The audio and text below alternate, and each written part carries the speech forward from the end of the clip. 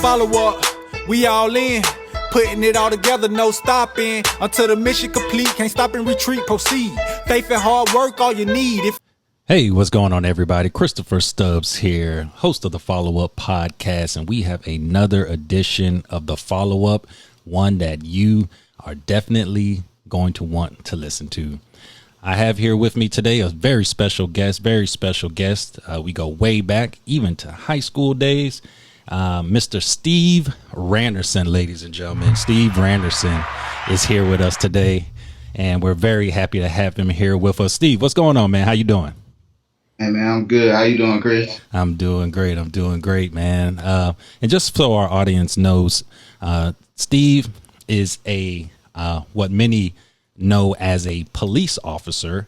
But however, a term that we would like to start pushing is more of a peace officer.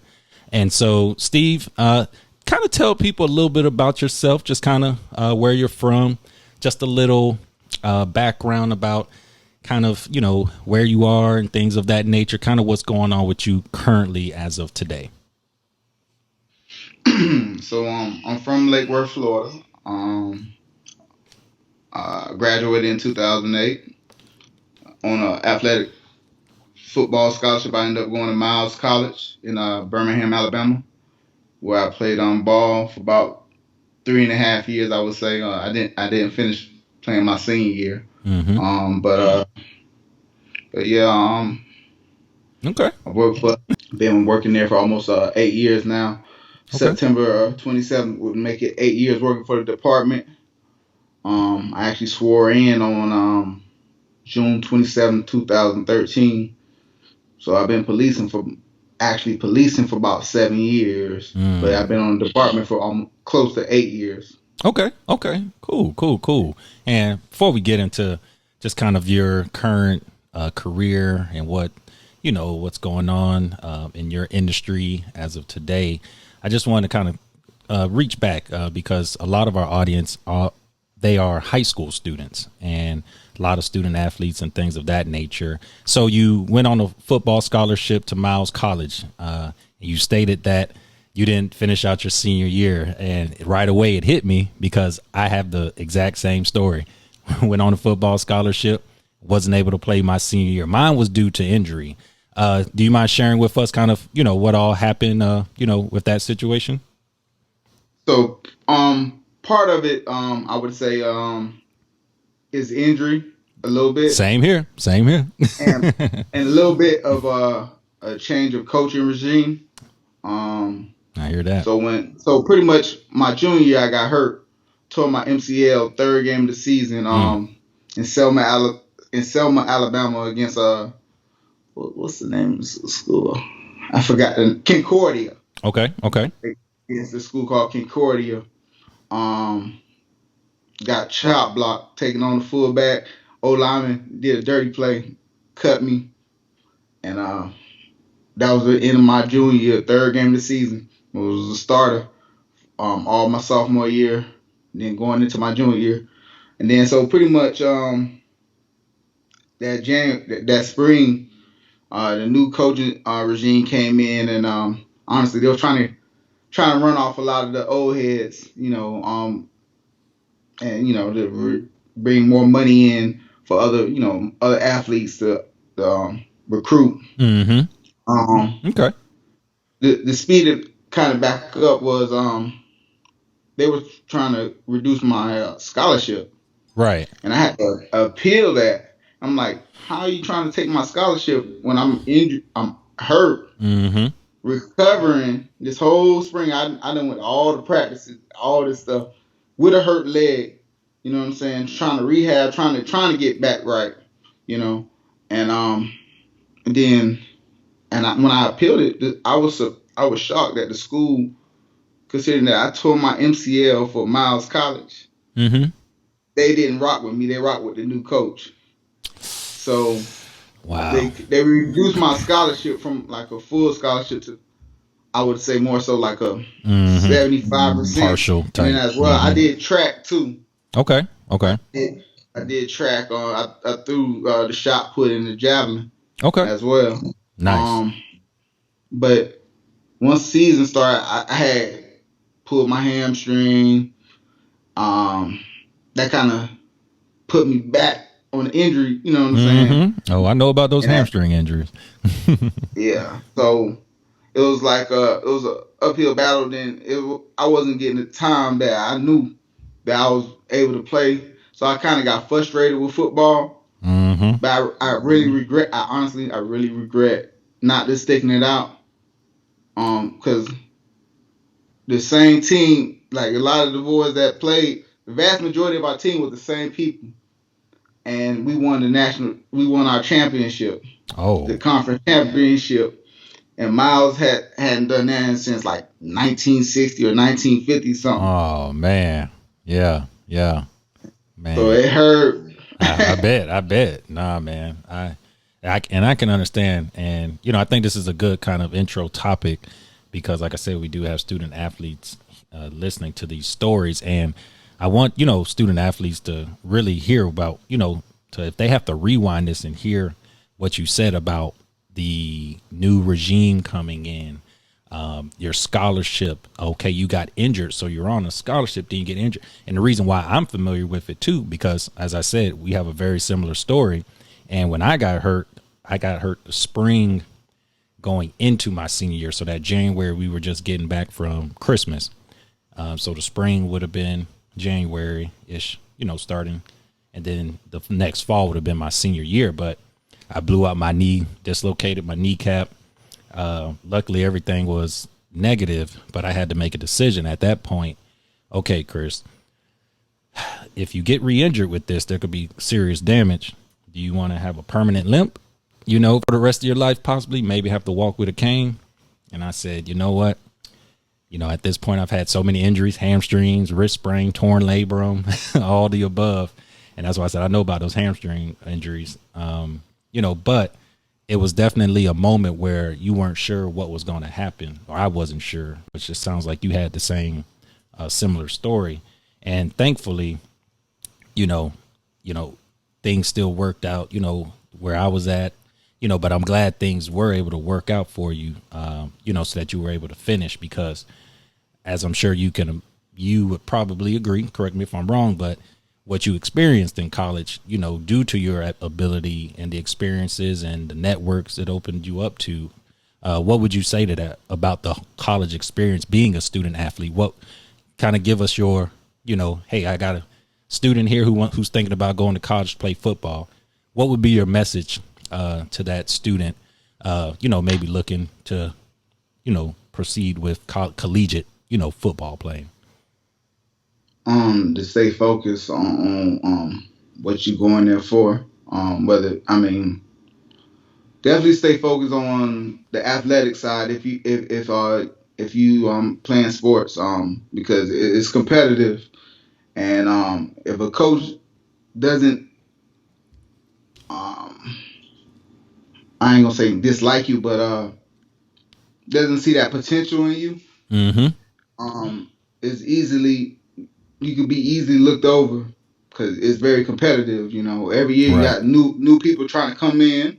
Mm-hmm. And respectfully so, but you got to stay on your grind as well. Stay focused on focus on school as well because you going there and they're paying for you. If you're on scholarship, if you're not on scholarship, you're paying for Still. your own school. So it's even more imperative that you Right. stay focused on them books and whatever you going to school for. And like I tell a lot of people, when they go to college, true enough, find whatever your passion is,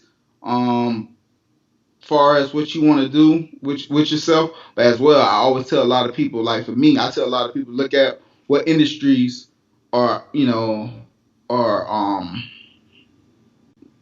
in the market right now. Like IT, you always gonna have a job. Mm-hmm. You go in the medical field, you always gonna have a job. Law enforcement, people are always gonna commit crime, so you got a job. Right.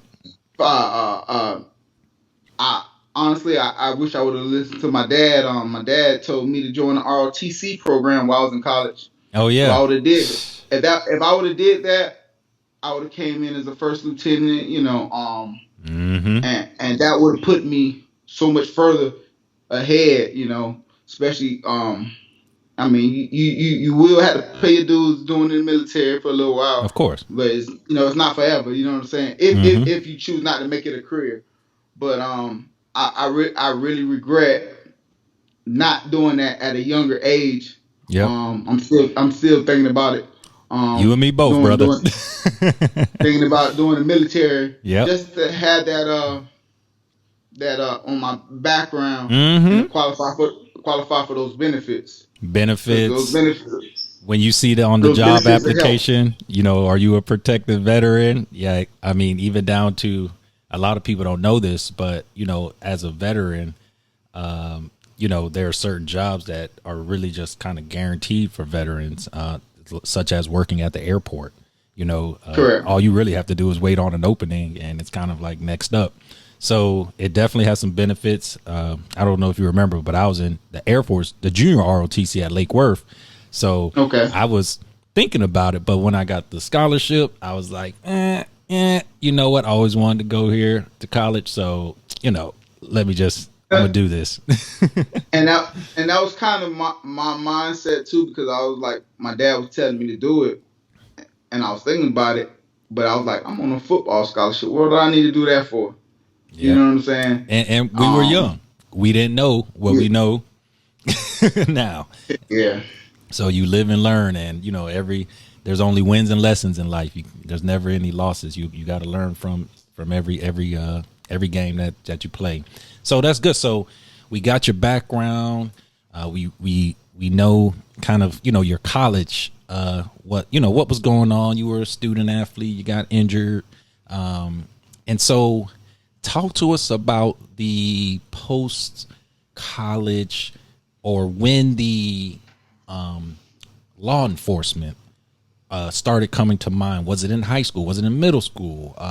Where was that influence coming from? And what were your thoughts as you were leaving out of college, just as it relates to your career? But just kind of take us through it all started here kind of a story. I got you. So I don't know if a lot of people know.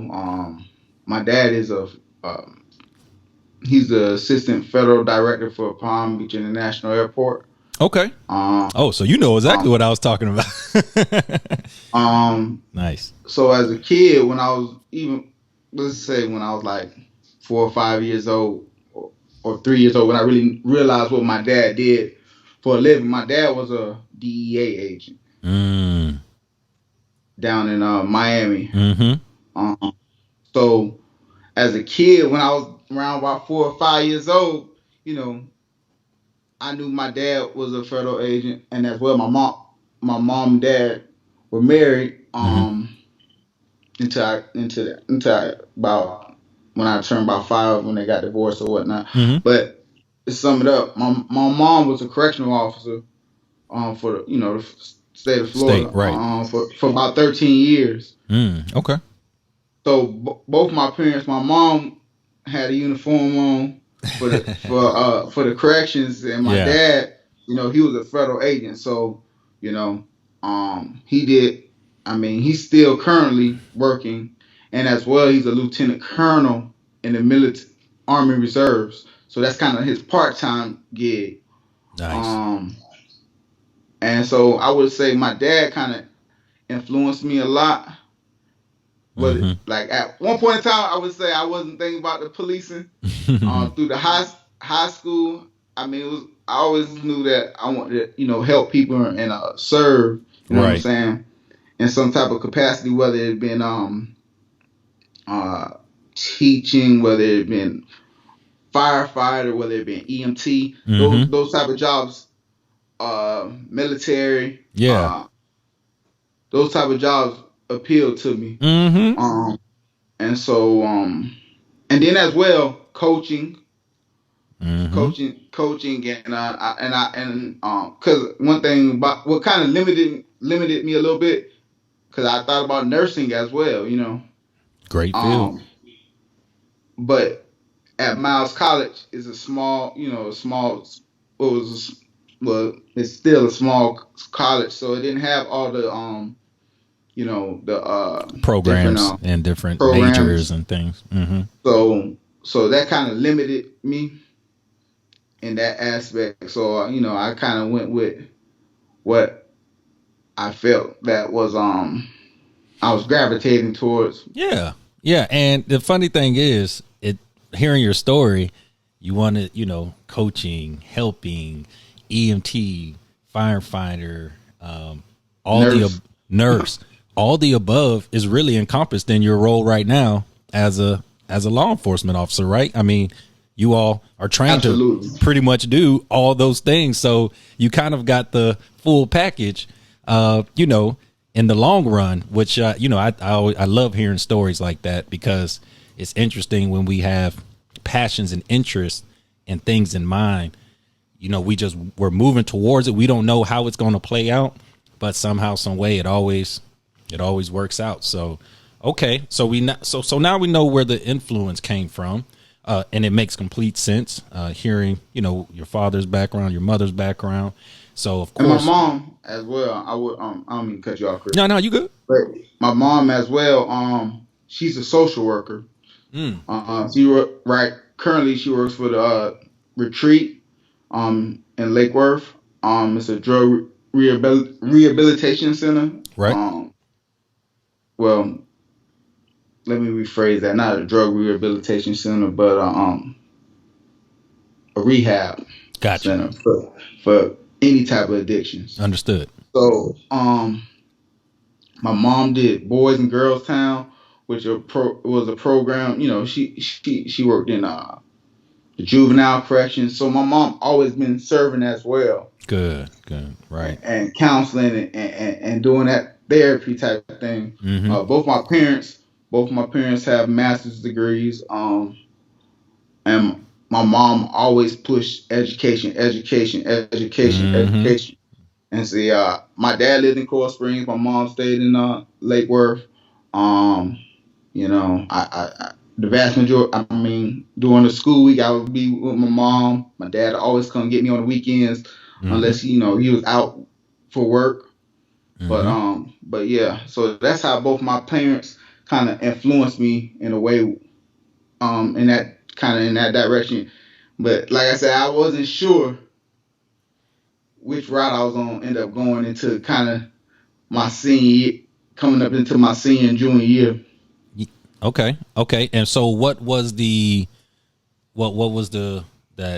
tipping point, as they say, that made, kind of pushed you in that direction? What were some of those factors that were at play? Well, one, I majored in criminal justice.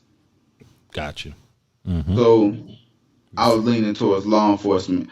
Definitely, for me, I never wanted to be a correctional officer. Like I tell a lot of my people I run into that work in the corrections and the jail side, I can't, like, if I were to do 20 years, right, 25 years, I done did, and a lot of times they work 12-hour shifts.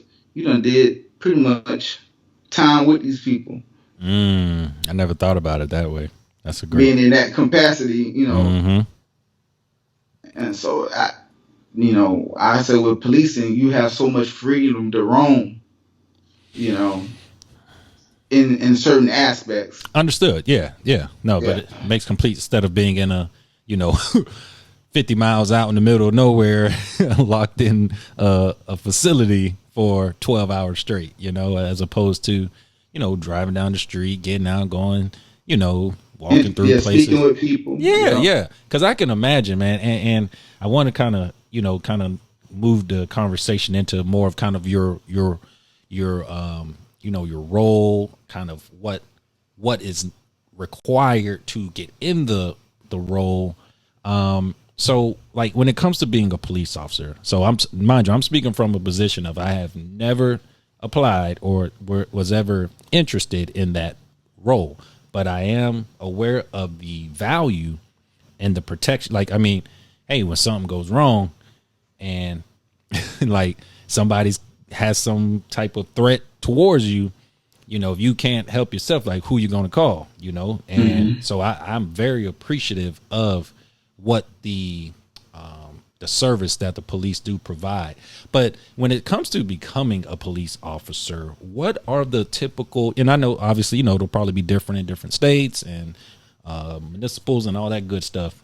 But what would somebody need? You know, let's give the basic qualifications, like, you know, you have to have this, but then what are some other good attributes in order for, you know, someone that may be thinking about it that they should start working on right now? I would say, well, a lot of police agencies definitely gravitate towards military veterans. Okay. So if you got any type of military experience, you coming out, whether you went in straight out of high school at 18, went in, did 4 years, came out, they look at you, long as you know have no dishonorable discharges, Correct. you look like a very highly favored candidate, long as you don't have any, criminal background, Right. or any Might have some, drug yeah, use, mental stuff that may be going yeah, on. mental stability, Mm-hmm. long as you're a capable individual, Correct. mentally tough, Mm-hmm. and as well, being able to talk with people, that is a very key element in law enforcement. I would say, being able to communicate. We call it verbal judo, Mm. and Yes. the policing field. Yeah. Um, Okay. So let's stay on that real quick. So communication, right? mhm, Which, you know, I feel that communication is important in all aspects of life, but especially absolutely. in a position of protection.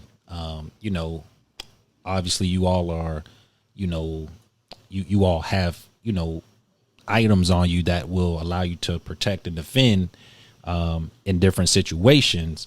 But when it comes to the communication, in your experience, you know, almost 8 years being on, you know, in departments, how has communication, you know, just, you can even go internal, you know, working, you know, up the system, or even when you're out on in the field, just however you want to take it. But how has communication really, you know, helped you advance, or like things you realized over time? Just kind of give us some, because I think a lot of people take communication for granted because we all know how to speak English, but there's a way to communicate, especially in when people's tensions are high, you know, if they're feeling real low. So just kind of give us a breakdown of like what the importance of communication and how it affects your role as a peace officer. Communication is key. Honestly, it's all about respect. A lot of times, when dealing with individuals, whether they are wrong or right, you Mm-hmm. know, everybody wants to be heard. Mm. So you definitely want to be able to listen to someone. You know what I'm saying? Being able to listen and internalize what they're saying, and not just speaking to. That's one thing I had to learn a lot. A lot of people that know me say I'm very. They say that I like to debate a lot. And like I tell a lot of people, I say, man, I just like having intellectual conversations. Mm-hmm. Throwing ideas off of each other, Correct. because Challenging, you know, yeah, thought processes. I like to hear different aspects, and I'm very key on to, I can learn from anybody, you know. But communication is very key. Out on the streets, dealing with people you don't know, and as well, it's very key dealing with your superiors, Mm-hmm. being able to listen and take instructions and do what they, ask you to do. I had to learn, I had to learn the hard. I ain't gonna say I was perfect, Okay. Okay. I definitely had my hiccups and trials and tribulations along the way. But I feel like as I have gotten older, I have gotten wiser, and my decision making, and it's very key, communication, being able to talk. I feel like I have grown a whole lot compared to from where I started. You know, leaps and bounds. Okay, Honestly, I was about to say, it sound like you got a story to tell over there. What you sound like you hold something back a little bit, but it's all good. It's all good. No worries. No, that's I think that's you hit a lot of great points there, and you know, at the end of the day, if you can't get along the convey a message, whether someone's, you know, not trying to hear you or whatever the case may be, and I like what you said about listening, because there's a saying that goes, listen to understand before being understood, right? Because a lot of people listen just to respond, like they're just waiting for you to say one wrong word, and then they go off. It's just yeah, they own you. Yeah, they own you. And I think listening is something that people really should really take into account. I learned, and this is just real quick, that I learned about these things. They're called listening modes. Okay, there's like listening mode 0, listening mode 1, listening mode 2, and it's just about who you're listening for. Are you listening for yourself? Are you listening for the other person? And, you know, so I would challenge people to, you know, look that up. What are listening modes? And the different variations of them, because it's very important when it comes to communication. So, all right, so we got the qualifications down. I got your background. I know, like I'm moving along this story here. So let's talk about your first time you finished. Give me the term. I don't want to call it basic training. I know that's military. Police academy, right? Yeah, you got a police academy. Okay, right. So let's talk about let's skip the police academy. We know that's going to train you to get you right and all that. Let's talk about your police academy. They give field training. Yeah. So let's talk about your first time out and kind of what your expectations were, and then what the reality was. Okay. So field training, I feel like that's when they throw you out to the wolves and see what you made of, honestly. Based on what you learned through the academy, you know, I feel like it's two totally different things, honestly. Okay. The academy is this and field training is that.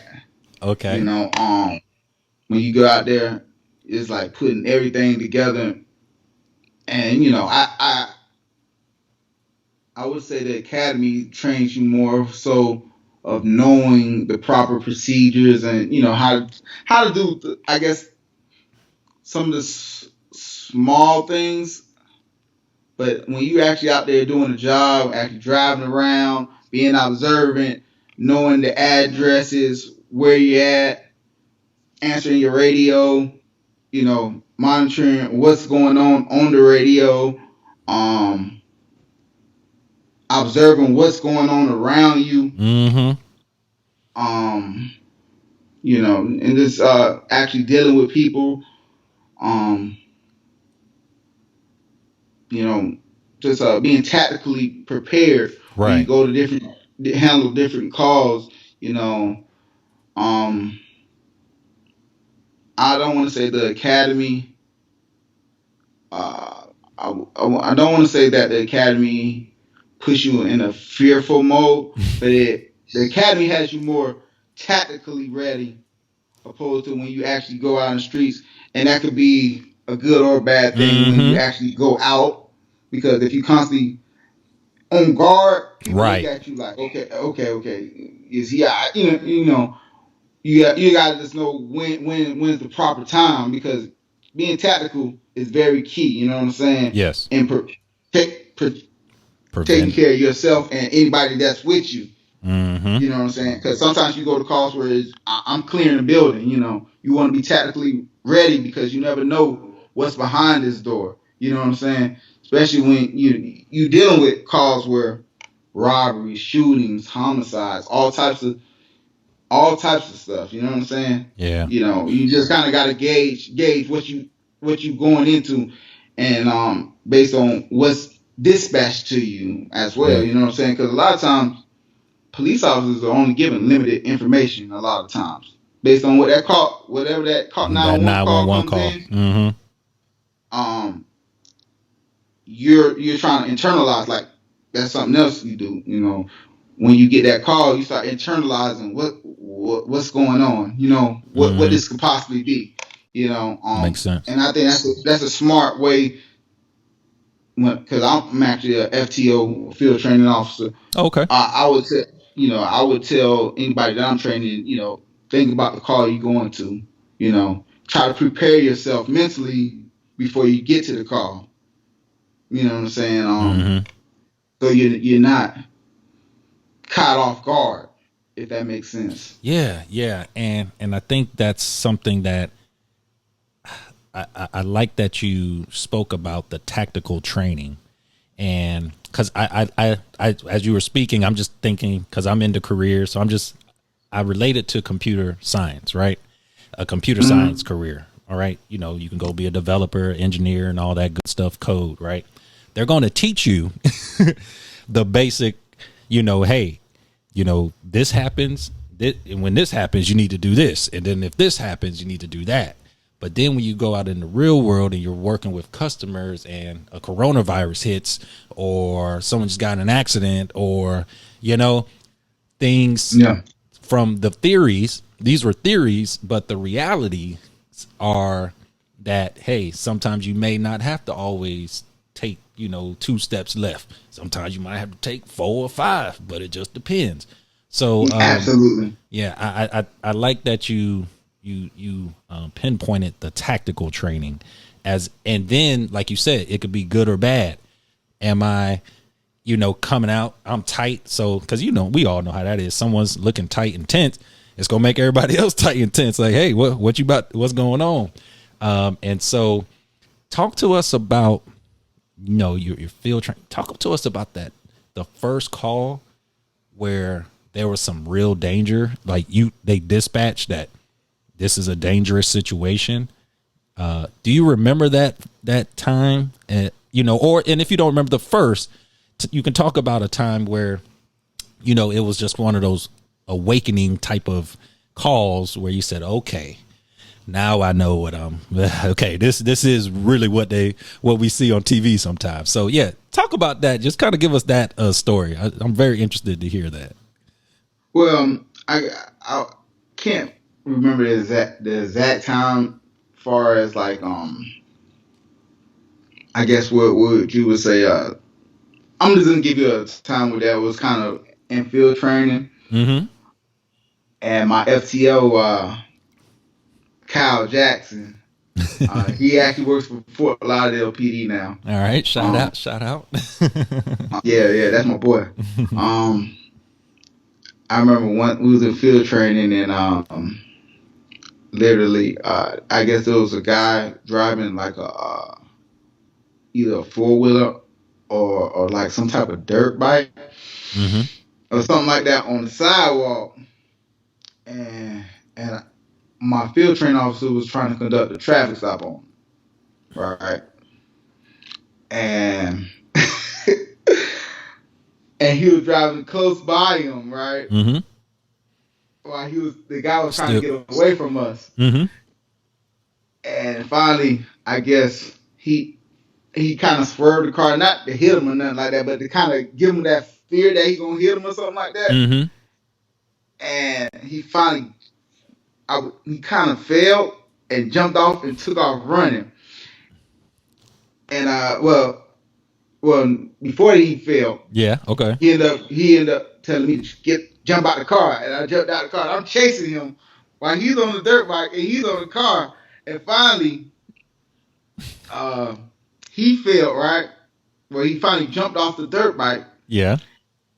And I'm about to grab him, right? Uh-huh. And I just fall. Bloom. I just hit this. I don't know if I hit the curb or something. Oh, man. I fall. All I remember my FTOs, get up, Rance, get up. I'm like, oh, man. And then my FTO took off because I would say he's a young guy. I say he's about 33, 34. Yeah. But he was like, get up, Rance, get up.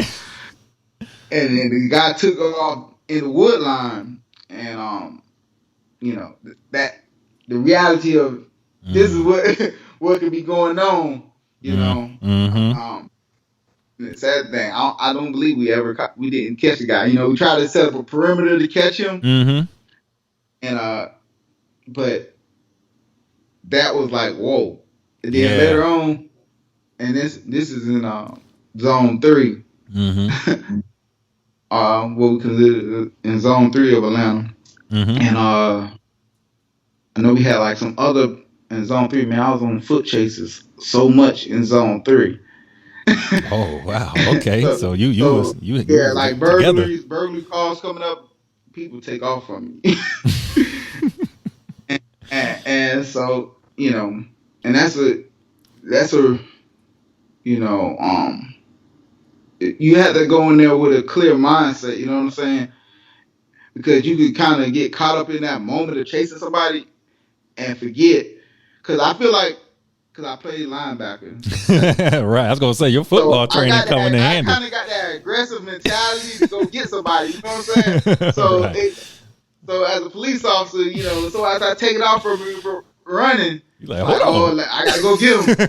You know, instinct. Right. Yeah. Okay. So, okay.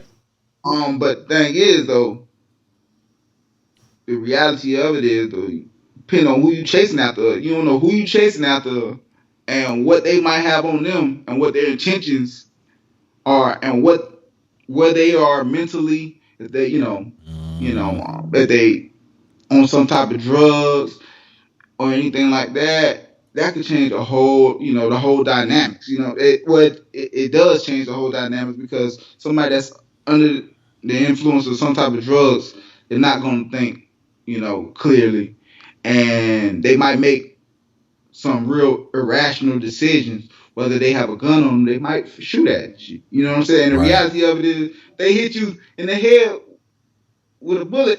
Chances is you're not coming home. For sure. You know what I'm saying? And so it's a reality check. You know what I'm saying? So as I got older, I'm kind of a little more wiser in how I go after people. You know what I'm saying? Okay, and let's stay right there. There's the fight. Right, to the next day. Fight tomorrow. Now, so let's stay right there because you're kind of going where I was about to go next with the question. So how would you now, as a field training officer, like what is the, hey, I'm a new officer, just started, you know what I've learned, but situations like what you just spoke about do happen.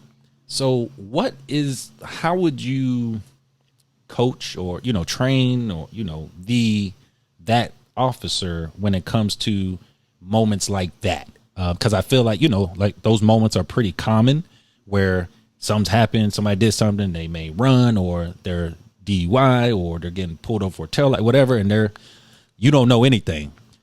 As the police officer, what would be that advice you would give to approaching those situations?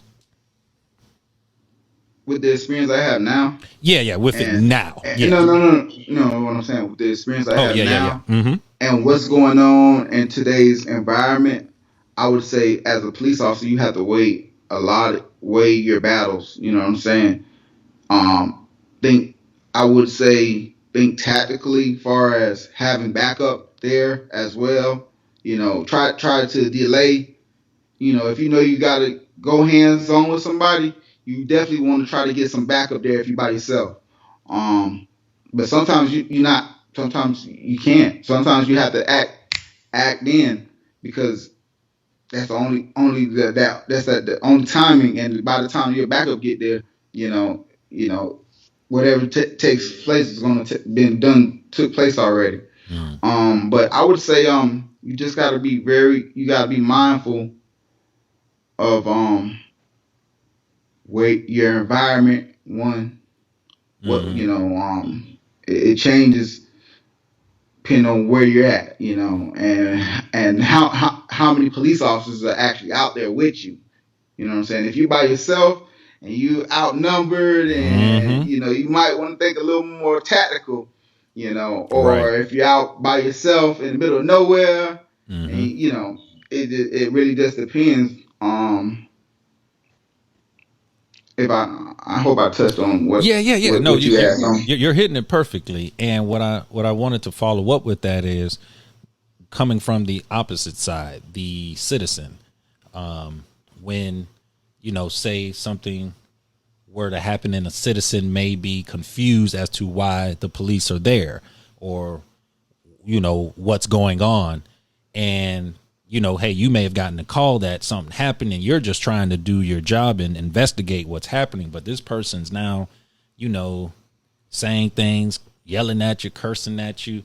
I would imagine you wouldn't advise people that when the police are around to curse at the police, so we can kind of get that off the table. But what are some things that as citizens that we could keep in mind when the police approach?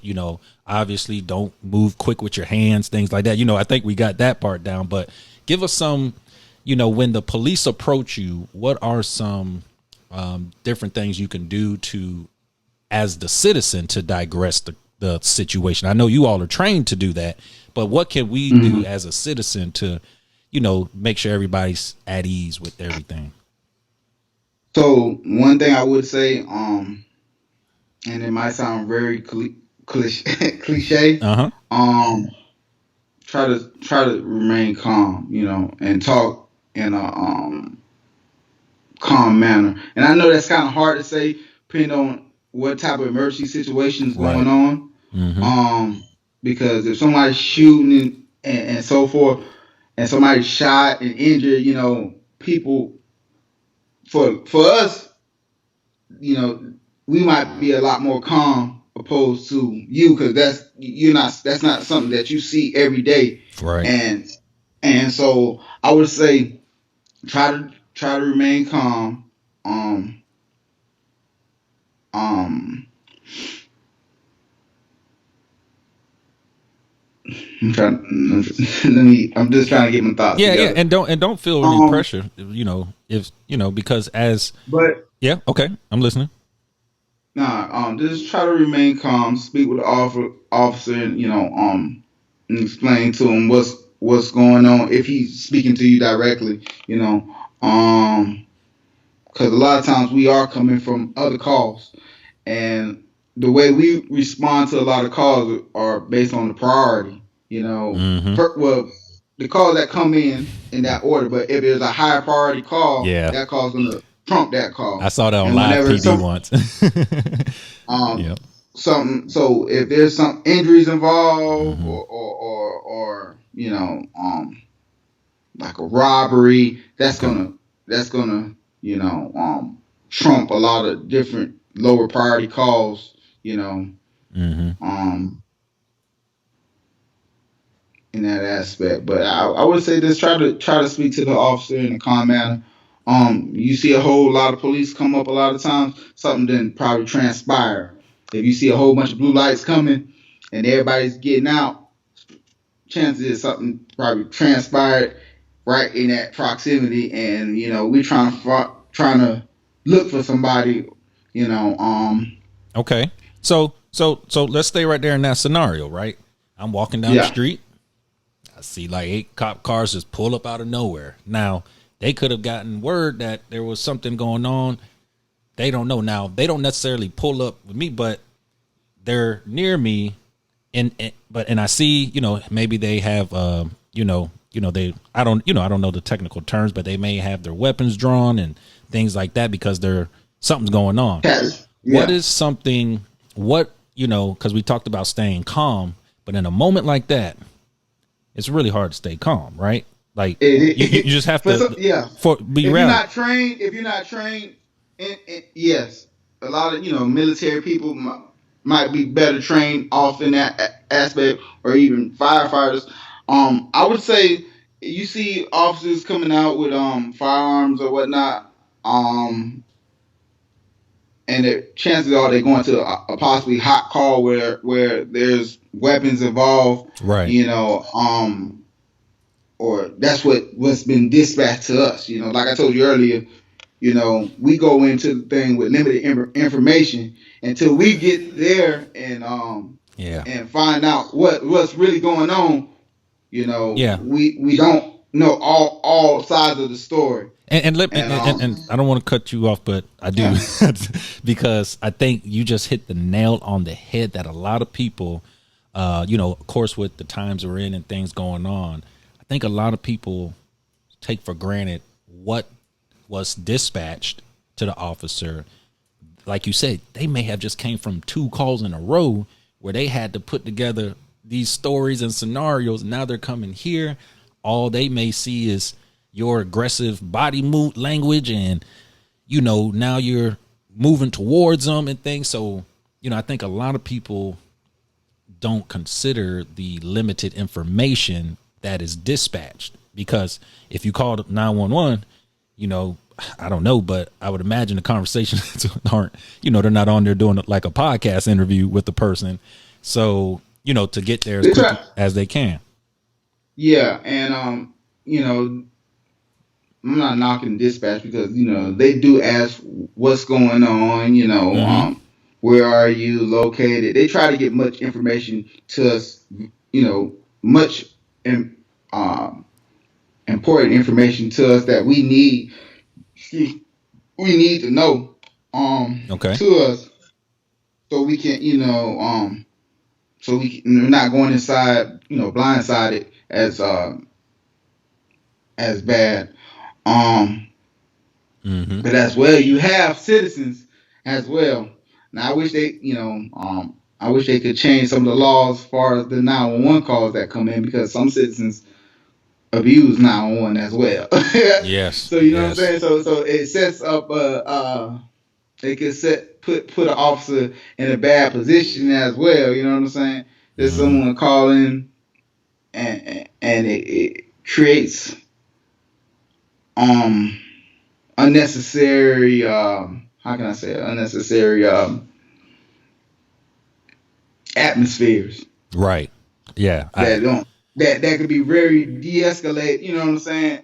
If people took the time out and just say they have a dispute with their neighbor, and be able to communicate, back to communicating, like you were talking about earlier. Communication and respect is very key. If people know how to handle certain things and be grown-ups about certain things, then a lot of things wouldn't even get to the point to us, because we're not trying to be in your business. I could care less, honestly. You know what I'm saying? Understood, right? You're doing your job, right? So once somebody calls in and I got to respond to it, you took away all that. Care. Yeah, you got to care now. You're in their business. You have to be in there to get to know the situation and how to provide a solution.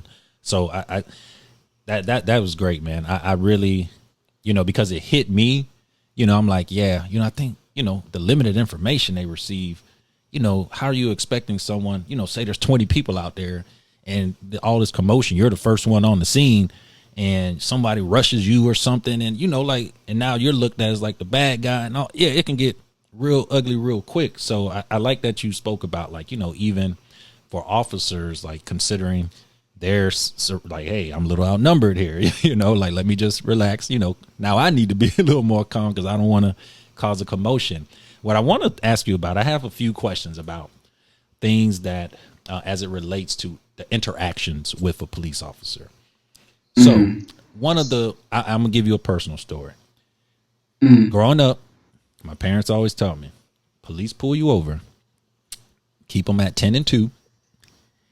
When they ask you to go to, do you have this license or registration, whatever the case, before you reach, you let them know, okay, Mr. Officer, I'm about to reach for the wallet for my registration that you asked me for. Is that okay?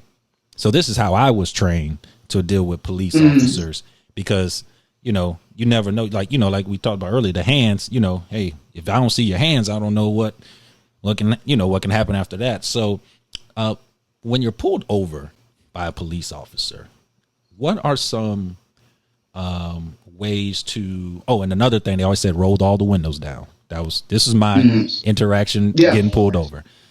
Makes sense. Can you add on to that, and some other things, just kind of give us that scenario, and what's your advice for interacting with the police, and even just kind of your perspective as the police officer, just what you're thinking when you pull them over. So kind of talk about that, just from your experiences. So I might have to touch on it on several different ways. So I'm not sure. Okay, so far as me being a citizen, what I would advise citizens to do are the same thing that you said. Okay. As well, I would say you don't have to be,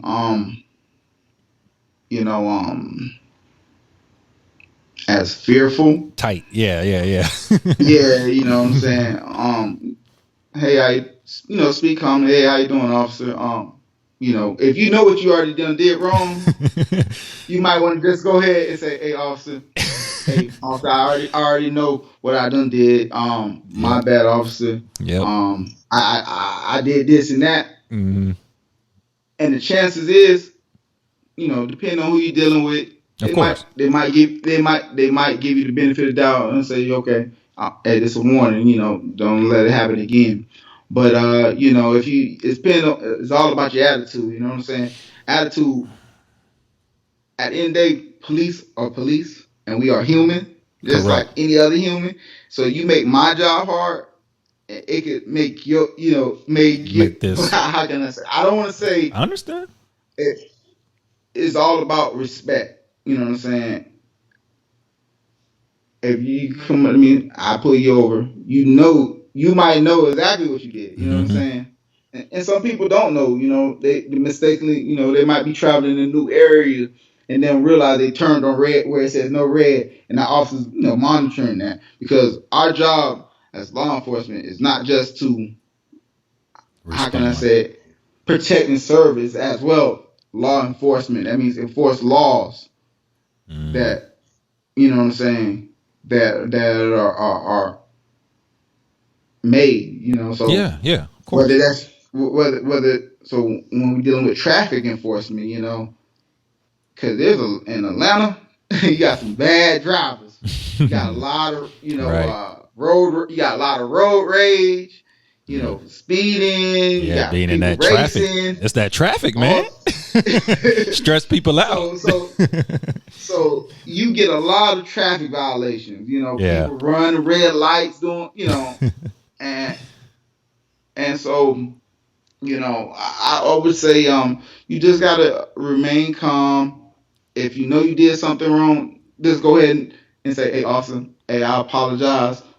Because most officers are going to come up to you and say, hey, like for me, I'll say, hey, how you doing? I'm Officer Randerson. The reason I pulled you over. And see if you see what you're going to say,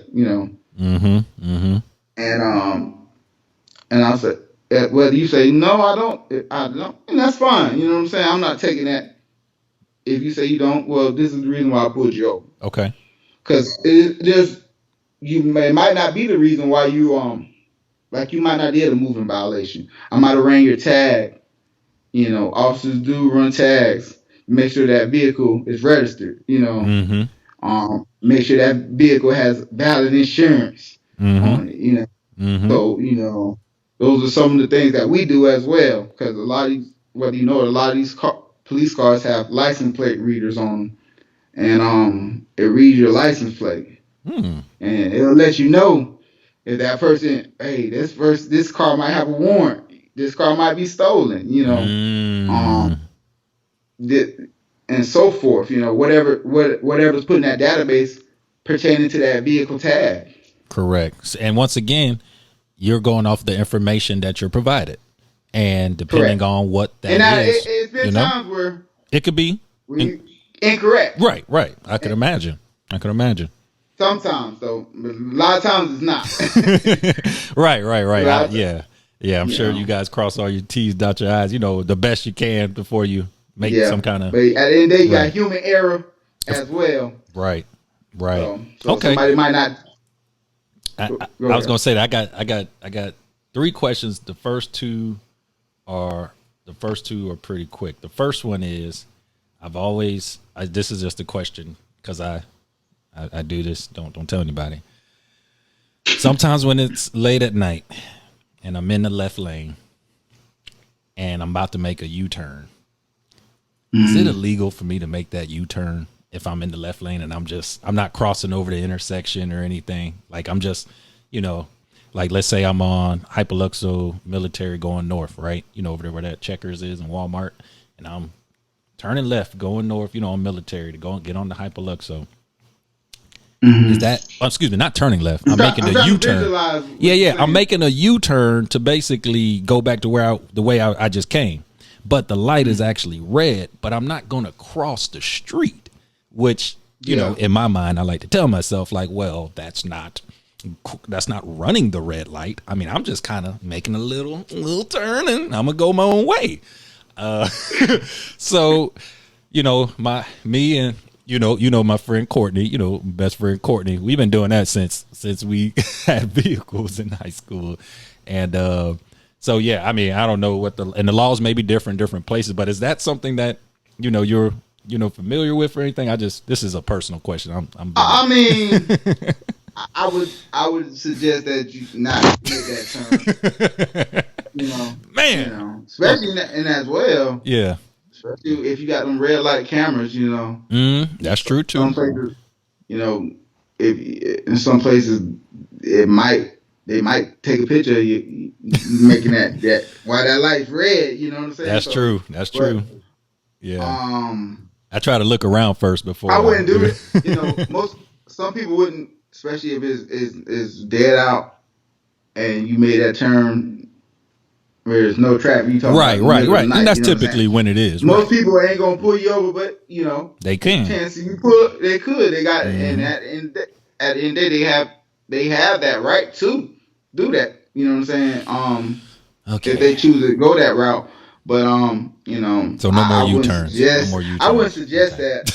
I know I want to kind of touch on with back to what we were talking about. You asked earlier about what goes through my mind when I pull somebody over. Okay. One, whatever violation I already know, I already got that in my head. I already know what I'm pulling you over for. Mm-hmm. Whether you might think I'm picking on you. You know what I'm saying? Why this officer picking on me? And I didn't, like for me, I do a lot of traffic when I do enforcement. When I'm out patrolling the streets. I do a lot of traffic enforcement, and there's different reasons why we do traffic enforcement. Is because one, it makes us visible. Yep. And law enforcement is a lot dealing with visibility. Yeah, being present, being seen, being noticed. Yep. Chances is if I'm a criminal, I don't want to go in an area where I see there's a whole bunch of police pulling people over. Chances of me trying to do something crazy, right? If I'm planning on doing something stupid, the probability of me getting caught is much much high, real high. Yeah. So part of the tactics are being visible. Yeah. Pulling people over for traffic violations. Let them know, hey, we here, Yeah, because even when you're on the highway, like when you see them, you're like, man, I don't see one close, but I know they're around here somewhere. Yeah. So it's different tactics, but to piggyback on, I already know what I'm pulling you over for. Mm-hmm. I don't know what you have in your vehicle. I don't know who you are. I don't know if you're a criminal. I don't know if you have a warrant. Now, I have ways to figure that stuff out. I can always run your tag, find out who this vehicle registered to, mm-hmm. And run the name to who that vehicle is registered to make see if you match that description of who that person is, and so forth, and if that person has a warrant, So I going in there, I'm not going into it blindside when I'm pulling you over. Yeah, but you're also not going into it. Of course, if it says this person's on a warrant for the arrest, they, robbed the bank. I'm going to be a lot more tactical. Yeah, I will say that. Because chances is if they got a warrant for the arrest, I'm going to go ahead and start some other units because. You don't know what's going to transpire when you tell the person, hey, I need you to step out your vehicle. Right. We kind of taught to put the person in that car door, as soon as we pull them out the car. And it depends on who you're dealing with, if you got somebody that's cooperative, that's going to submit, it makes your job so much more easy, that's going to comply. But you got a lot of people, well, I ain't going to say a lot of people, but you got people that aren't going to comply with you. So you definitely, and you don't know what a person has on. I'm stressed that.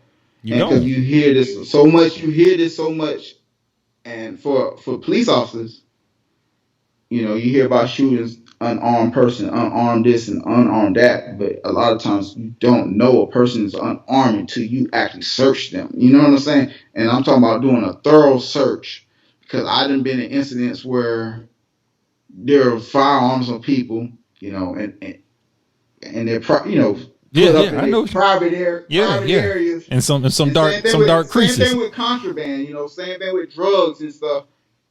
People hide this stuff. When they see the police, they put it anywhere they can hide it to avoid that confrontation. And so back kind of piggybacking, I'm going to the car. I'm observing. I'm trying to be able to see your hands. That makes me a lot more comfortable when you're compliant. You're speaking to me. I'm looking at your gestures as well, because I can pull over people that are just shaking. You know what I'm saying? But they talking good. They talking good. Yeah, some of them talk good, but then that body movement. There's certain things that you after you do this job for so long, you start keying in something ain't right about this person. You know what I'm saying? Like, this person sweating, and it's cool outside. It's 60 degrees outside. So sometimes those are key indicators of something's going on. But then as well, you do have some people that are just fearful of law enforcement as well. So you got to take that in accountability. It just sounds like it's a very up in the air situation on both sides, right? Like, I mean, from the police side to the citizen side, citizen may know what's going on. They may not know. The police officer may know, but they only know the limited amount that they were informed about, which may only have been a 10-second call with a situation that has 18 different things that happened, before the call was made. Correct. Right. So I just think that, I think you're giving a good perspective on how officers have to mentally process situations. And I like that point about the unarmed. I never even thought about it from that perspective, that, well, we now know that this person was unarmed, but at the time, the person may have either moved towards a certain, they are digging in the dirt to grab something, or they're digging down by their feet in the car to grab something, and you don't know. You don't see their hands. All you know is this person maybe is being a little nervous. Being a little combative, and now it puts you in a situation. And go back to what you said before, living to see the next day. Because what I always tell people in defense of, situations that happen that are unfortunate, and no one has ever sent. Please let me be clear that I am not promoting anybody having to, have a situation happen where there may be some serious injury by the, whether it's law enforcement or any other government agency. Okay. Like, that's just the military. It doesn't matter. Never going to promote that. But what we have to understand is, like you said, everyone's human. And in the moment, in the situation, the way you have to process so many things, it's just, I can't even keep up with everything that you've said so far, because there is so much going on, but there's so many things to process. And in the moment, there's I wouldn't say fight or flight, but almost life or not, from the police officer side as well. just as much as the citizen is thinking it too. But that's why you said the mutual respect, the communication, everybody staying calm. I think is very, because I'll be honest with you, when you talked about the pulling someone over, that's me. I drop in the windows. Yeah, I'm still at 10 and 2. Right when they come up, hey, my name's Officer Randerson, and I pulled you over. Yeah, man, you got me, man. yeah, man, I'm going to about to see my lady, man. Yeah, you got me. I ain't got I don't even got nothing to tell you. Just like run it, in a sense. So I found from my experiences, because thankfully, I haven't had too many personal encounters, besides speeding. I think my first ticket was I was riding my bike without a helmet. I was like, guys, really? $26 ticket. I still remember that to this day. It was $26. I was in 7th grade, riding my bike to Kristofer color. I was not happy about that. But anyway, sorry, you could tell that one hit me, man, because I was like, bruh, a helmet? I've been riding bikes. Oh, come on now. I got stories too, man. Yeah. So, but man, I appreciate your insight, and coming from your perspective, and hearing your side of the story, and not that it's any particular situation, but I think hearing it from you and someone who's been in it, way more than 5 years, almost a decade now, to speak to what really happens and what are the things processing that I personally feel just doesn't get that much attention, as a bad situation that just happens. And next thing you know, everybody blame this person, or is everybody blame that person? So I appreciate you coming onto the show and talking about that. I want to leave you with an opportunity to, whether it's advice for students thinking, or anyone looking maybe to get into law enforcement, whether it's advice for actual officers, okay, whether it's advice for citizens, okay, students, officers, citizens. You can cover all three if you want to, but I want to leave this opportunity of just to leave you an open forum of what you would say to one of those three groups or all three, just moving, as where the world is today on, what is today's date? August 25th, 2020. Just what would you say to those individuals, in those categories? Far as students that want to possibly thinking about doing a career, I would say stay focused on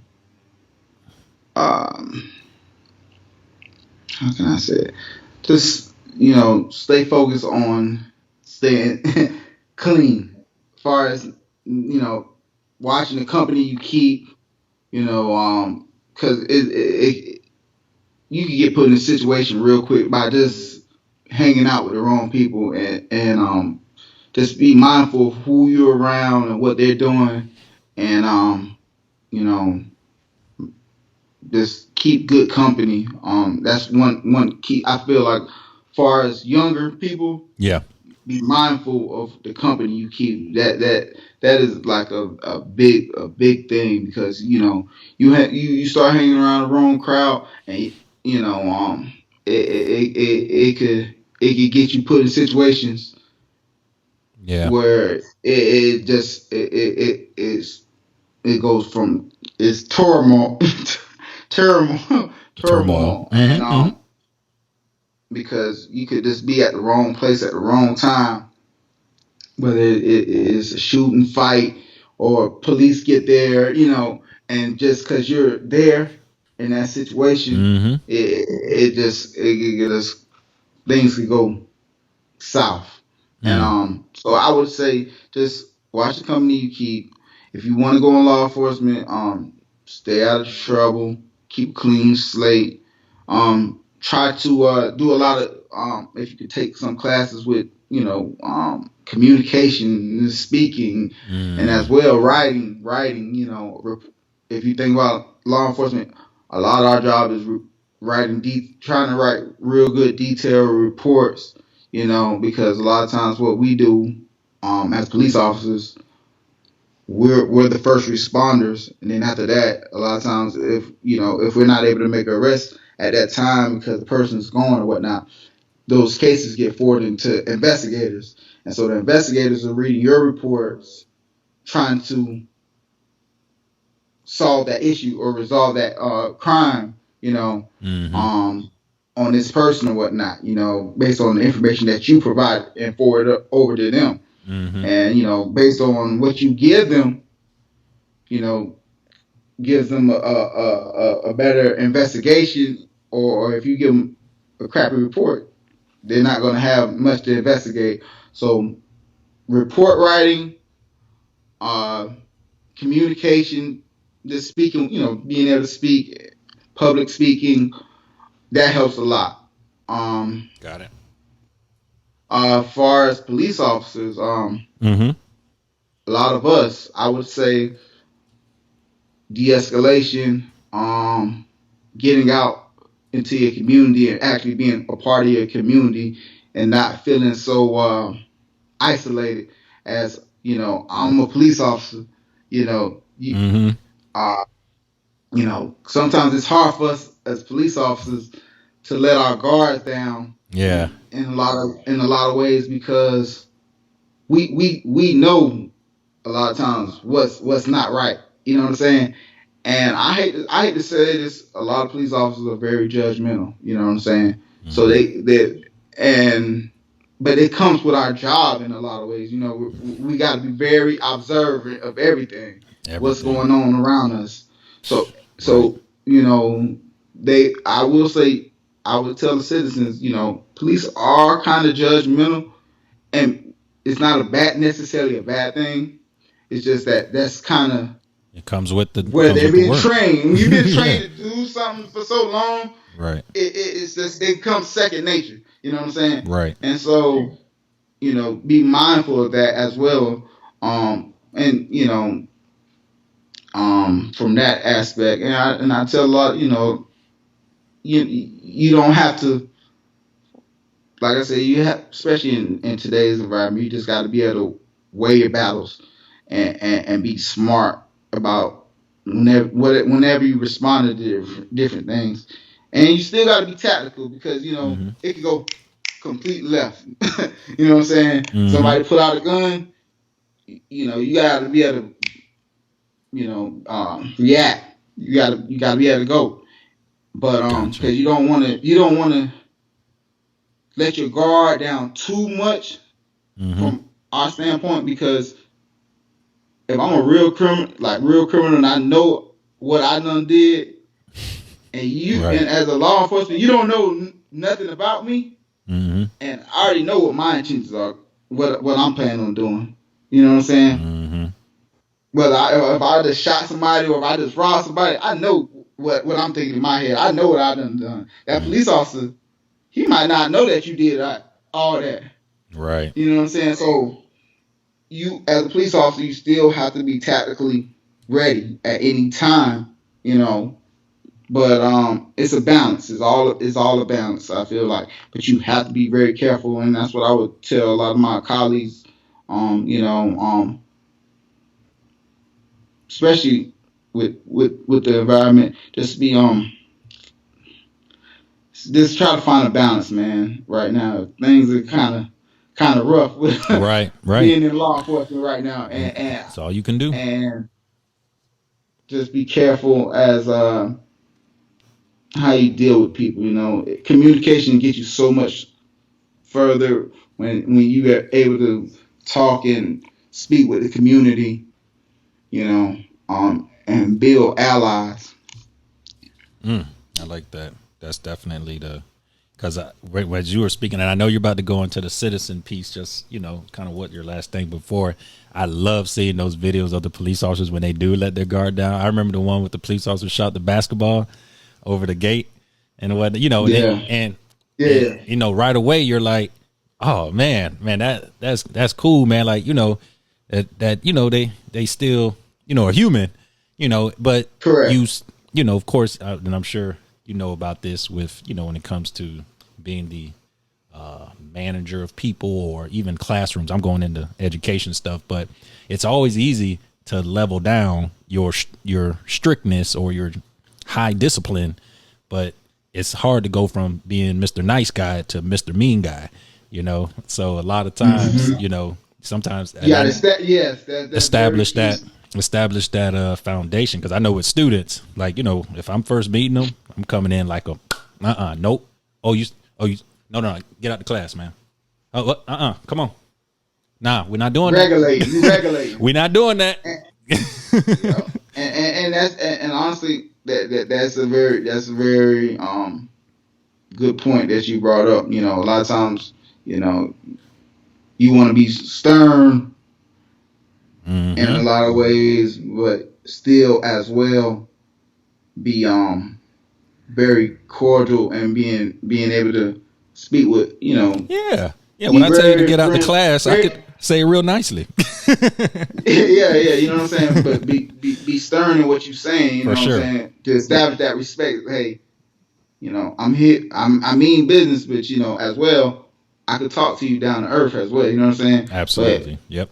It's all about a mutual respect. That's what it's all about, man. And I didn't want to, I'm sorry cutting you off, but did you want to give the citizens just a last final word, just kind of as, you know, with the times and just how to, you know, just from your perspective, just something you may want to just send a message along to them? One thing I would advise, especially with today's times, I know there's a lot going on, and I would tell a lot of citizens, don't escalate a situation before there's a situation. You get what I'm saying? And I say that, meaning, you know,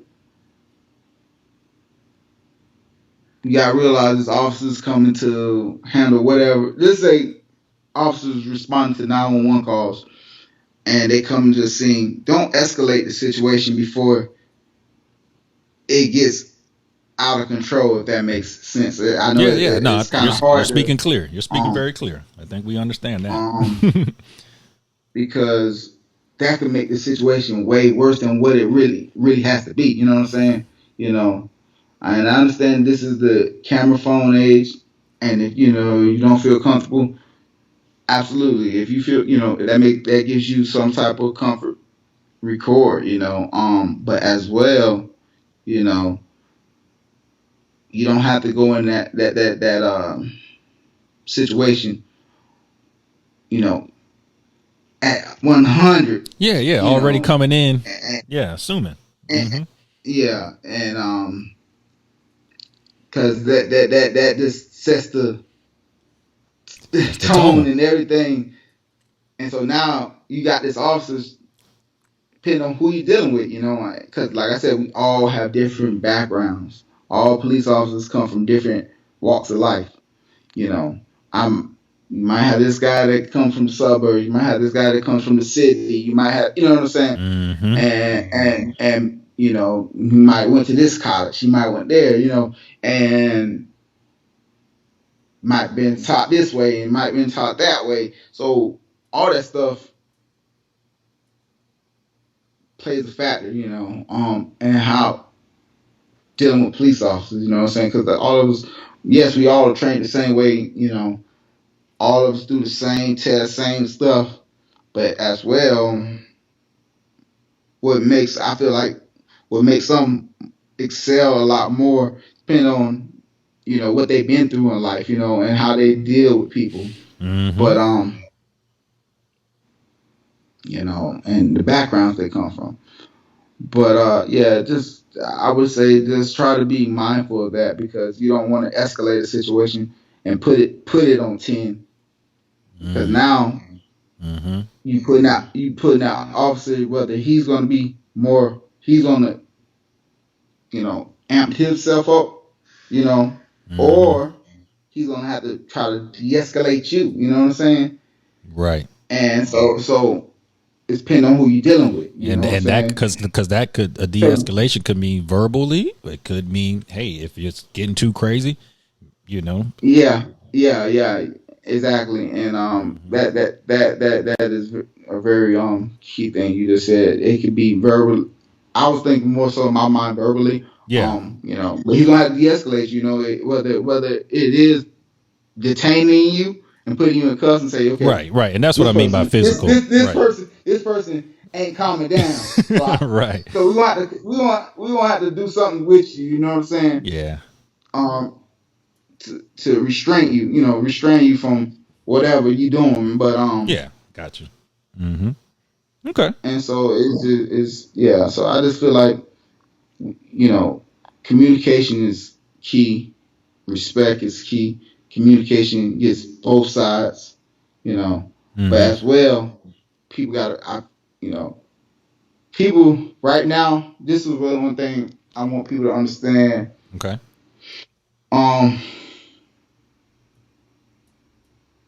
You can't just when you're dealing with law enforcement, and I'm not saying what a lot of law enforcement are seeing now. Okay. A lot of people are, especially in our community. When I say our community, the black community, Correct. Right. um, that pushback, I would say, that the I ain't got to do it. No, Mm-hmm. I know the law. The officer know the law as well. You know what I'm saying? This is what he do every day. So Right. that type of pushback could escalate situations. You know what I'm saying? Right. And so you think that officer don't know the law? Exactly. You know what I'm saying? Mm-hmm. You think he don't know what charge that he can put on you? You know what I'm Right. saying? Not saying that he's necessarily right in every situation because he wasn't there. Yeah. To, Once again, he unless didn't. he, Doesn't have all the unless he, information. unless he witnessed, Right. the Mm-hmm. whole incident. Mm-hmm.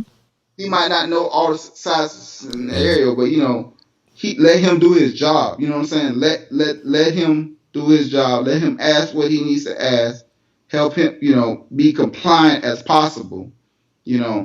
When you're not complying, and how can I say it? I would say I'm trying to think of the best word, but so much pushback as nah, I know the law. Da da da da. Okay, why aren't you the police officer? Why aren't you the lawyer? Not saying No. because I know what we you do mean. run into different. Don't get it. We run into all different walks of life. You know what I'm saying? And so you do deal with sometimes lawyers and judges and stuff you And pull even over. police officers, right? I mean, I'm sure you pulled So over you one or you two. you so but Everyone's human. Everyone's human.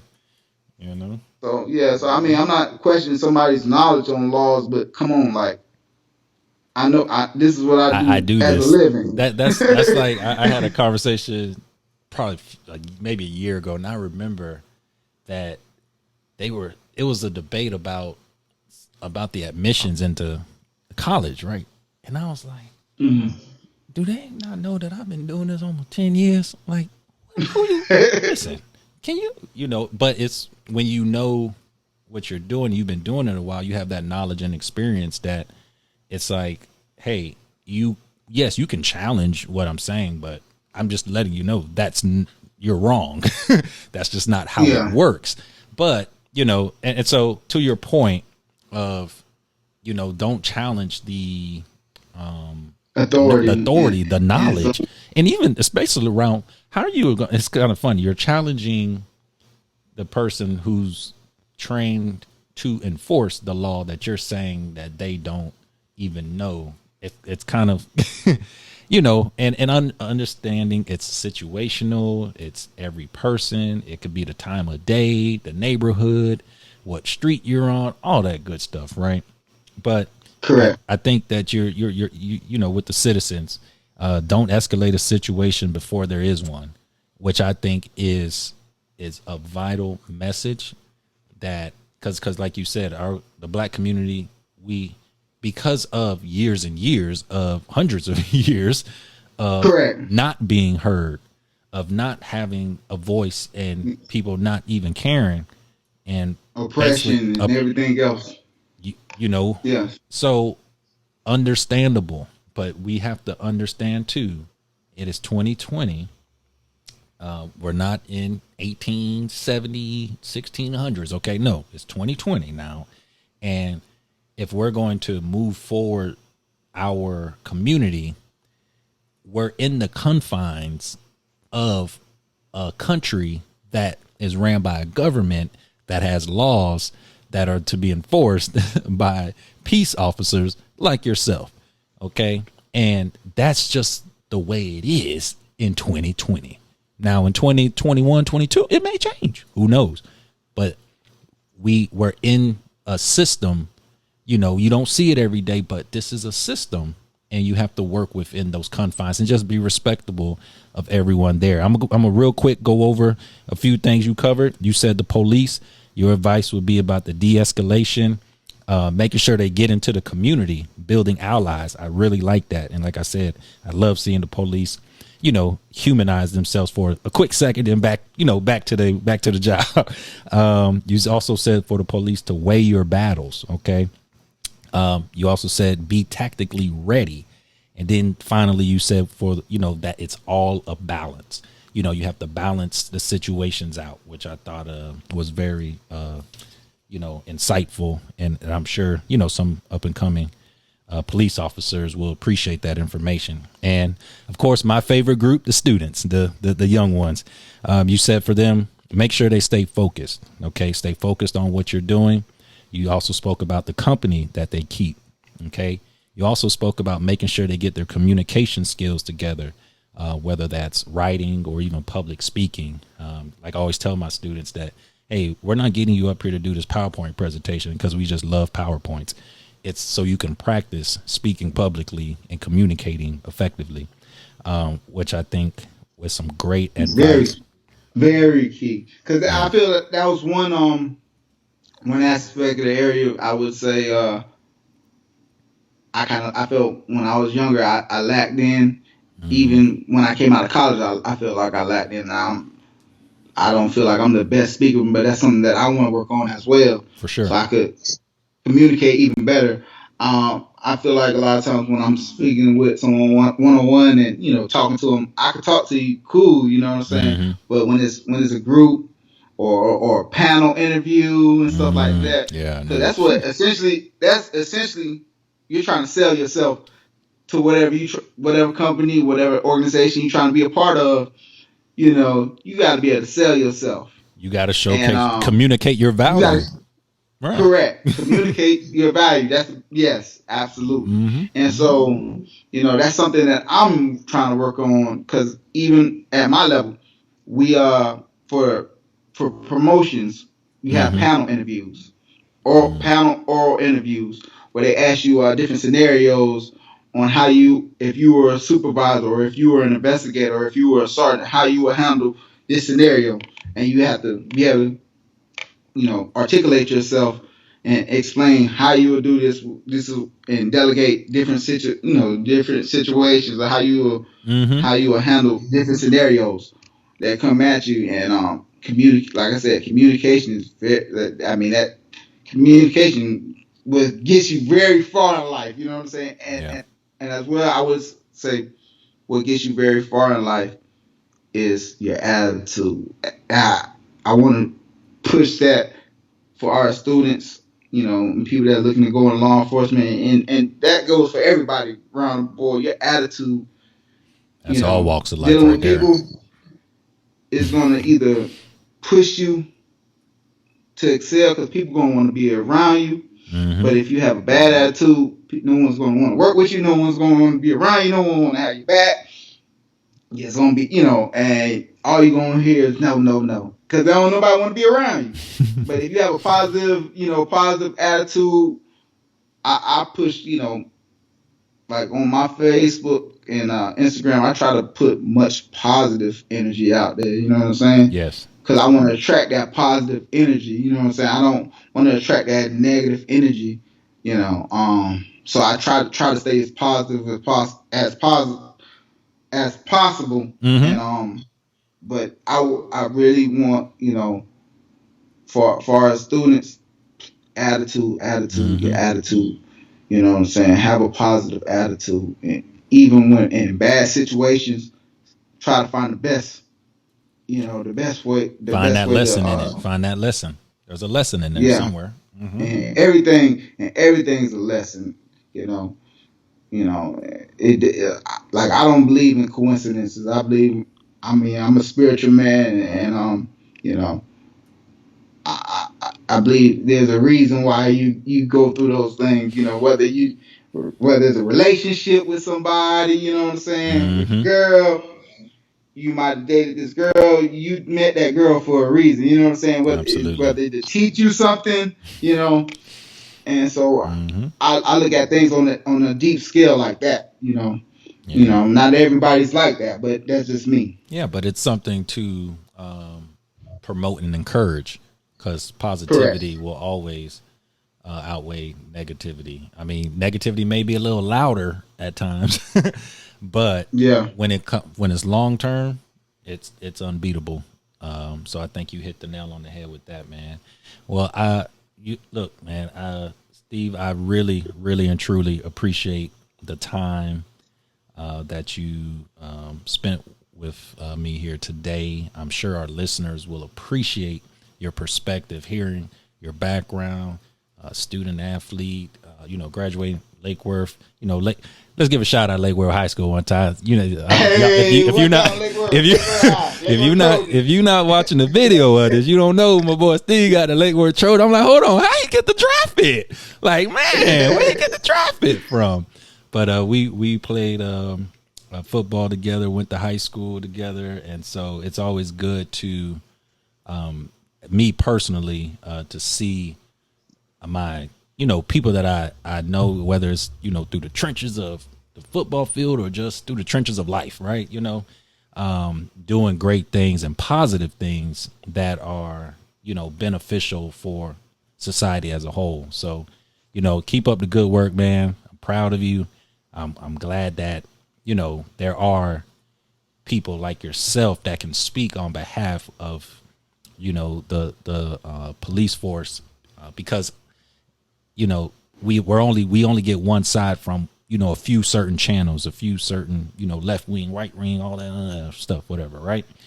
So to hear it from the ones that are in the, as they say, the trenches and on the ground doing the work, it's a lot more enlightening and a lot more impactful as well. So keep up the great work, man. I appreciate it. Can I say something? One more thing, Chris? For sure. And I want to say this. I'm not, as a young child, I wasn't the most golden child. So I want that to understand that, you can, far as our younger viewers that are, students in high school, you can make changes in your life and that could put you in excelling. And so what I would say is, just watch the company you keep. That's the best way I want to put that in. I want that. Watch the company you keep. If you hang around trash, a lot of times you're gonna end up being trash. If you hang around smart people, individuals that are doing something with yourself, you probably gonna end up being smart. If you hang around millionaires, you probably gonna be the next millionaire. So you know what I'm saying? Right. Because those what's the word I want to say, Chris? It matters. It matters. The company you keep. Company you keep. It definitely matters, man. Well, thanks again, brother.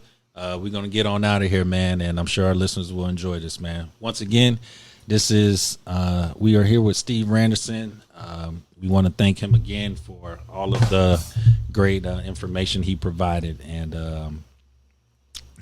so I'm Chris Stubbs, your host of the Follow-Up podcast, and I just literally butchered this outro, but that's cool. I'm still going to play my music.